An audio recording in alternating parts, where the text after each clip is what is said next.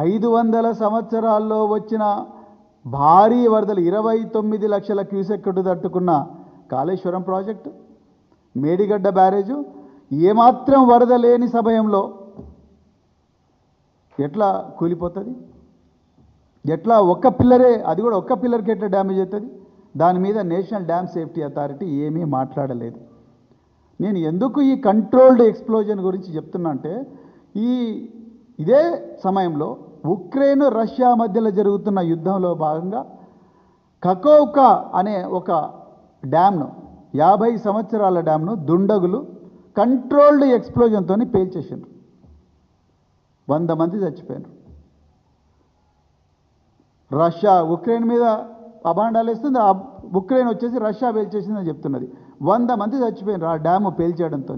50 సంవత్సరాల dam, నిప్రో river మీద కట్టిన డ్యామ్ అది.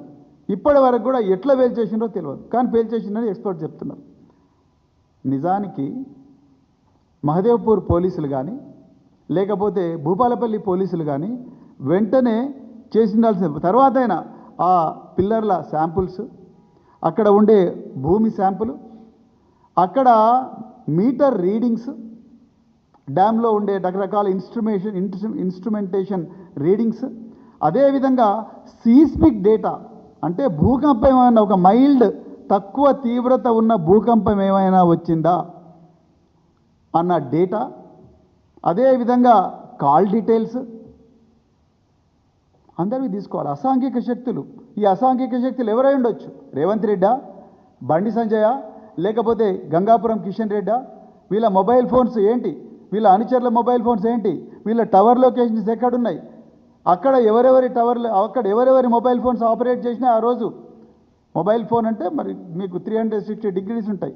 360 డిగ్రీస్లో 120 డిగ్రీస్ 120 డిగ్రీస్ 120 డిగ్రీస్ ఆ సెక్టర్లో ఎవరెవరి మేడిగడ్డ సెక్టర్లో ఎవరెవరి మొబైల్ ఫోన్స్ పనిచేసినాయి ఆ రోజు?